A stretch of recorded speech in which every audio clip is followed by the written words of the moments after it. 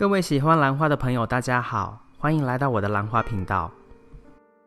今天呢，我们要来欣赏的这颗蝴蝶兰，它是一颗叫做珠江 Krishna Sweet Girl，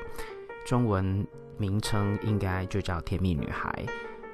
我这一颗兰花在6-7年前从 Norman's Orchid， 在美国这边的 Norman's Orchids 购的。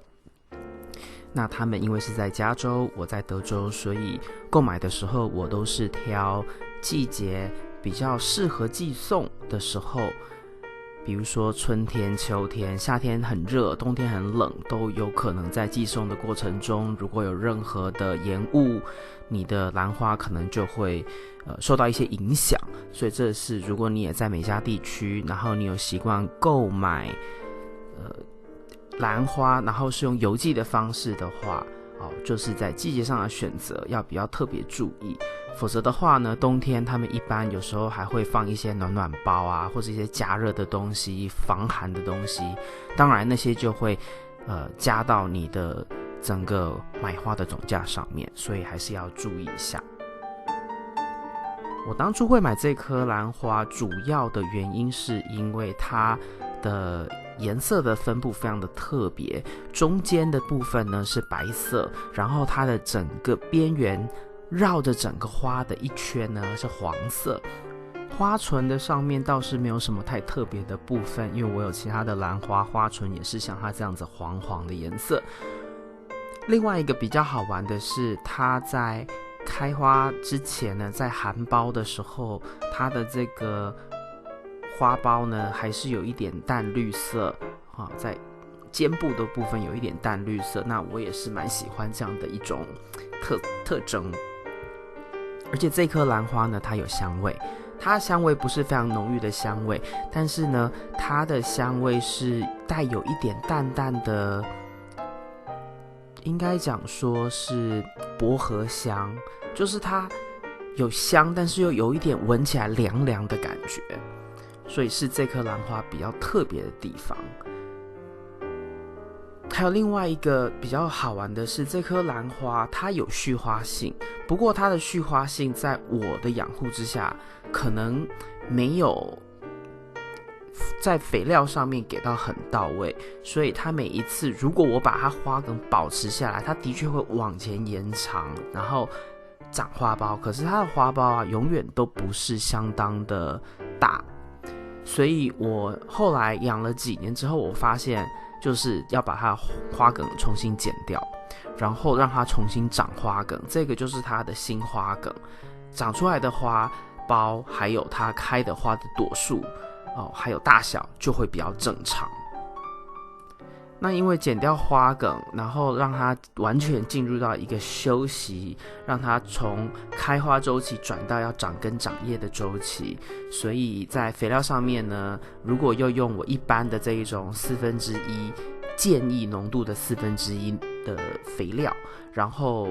水量大概就是控制在1/4到1/8杯不等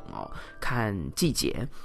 夏天比较热，那我可能就给多一点水，就1/4。冬天可能时间除了加长之外，就是浇水间隔加长之外呢，我还会把水量减少，从1/4减少到1/8。但是如果给肥料的时候，我一定是浓度就是降到25%，1/4的浓度。那因为它有经过这样的一个生长周期，就是从开花周期转成生长周期，然后再重新长的花梗，它的花苞数量还有它的这个开花的大小啊，就回到正常。那这边就可以看到它的这个续花性的一点点就是这些大的花苞开完之后呢，我以为就差不多了，结果它又开始长小花苞，虽然就是只有那一颗但是就是有这种特性，它这颗兰花就是会往前长，但是越长到后面，它花苞会越来越小。我曾经试着要增加肥量，但是我后来发现好像也没有什么帮助，因为它的那个花梗其实就是越长越细，所以我后来都决定就是都会每一年在它花季结束就把花梗剪掉，然后让它重新再回到生长周期，长根长叶。然后再重新长花梗。这边就是它的一个影片片段，那我们也可以看到它的黄色跟白色的这个颜色的对比。那这个黄色我其实蛮喜欢的，不是太黄，就是它的饱和度没有很高，还是有一点黄色带荧光的感觉。那白底在中间，我觉得这样看起来是蛮好看的。那这颗兰花其实当初根系没有很多，那它现在呢种在这个杯子里面已经一段时间了，长得其实不错。但是它有一个比较奇怪的地方，就是我其实常常要对这颗兰花进行导根，就是它长的新的根系呢，很喜欢一直往外横着长，所以它就不会往下长。所以很多时候我要特别注意，一看到根系差不多够长了，我就必须要把它导进杯内，否则的话就会像背景后面的那个根系一样，就一直往外凸，一直往外凸，所以会蛮占平面空间的。那在另外你看到这个兰花，它在杯子的位置其实长得已经有点高了所以这颗兰花其实是应该要对它进行一次换盆，只是我呢，有点懒惰，想要再等它个一个周期至少我才想要换盆，因为毕竟其实根系没有出问题，所以我还是想要再多尝试一个周期看看。那接下来呢，要给大家看的是另外一颗兰花。我之所以会放在这边，其实就是因为它的特色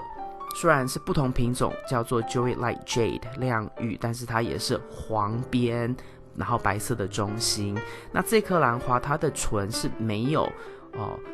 甜蜜女孩那么的黄，因为它是大概只有喉咙的部分黄，唇的部分还是比较白。但是这颗因为跟它也是一样是黄色白色这样的一个颜色分布，然后白色也都在中间，所以我就把它拿来这边给你们做比较。那当时呢，这两颗兰花都同时有在开花，所以我索性就把它放在一起，就像这边你看到的一样，给你们看一下它的一个比较的差别。你可以很明显看到它是两种不同的兰花，但是有着一样的颜色组合但是花型还有它的这个颜色稍微黄色不太一样，但是白色就是白色嘛。但是就是在这边给你们看一下，我有这两颗。目前的话，左边的这一颗呢，在你看到这个影片的时候，我已经对它进行换盆了，把它本来既有的水草除掉，然后改成了用无机介质来种植。那左边这颗的亮玉呢，将来有机会，希望在不久的将来就可以跟大家做影片，让你们看看它最近的状况。以上就是今天为您带来的影片。如果你喜欢这个影片，请帮我在影片的下面点个赞。如果你要继续与我一起学习怎么养兰，别忘记订阅我的频道并打开通知铃铛。谢谢您的观赏，我们下次再见。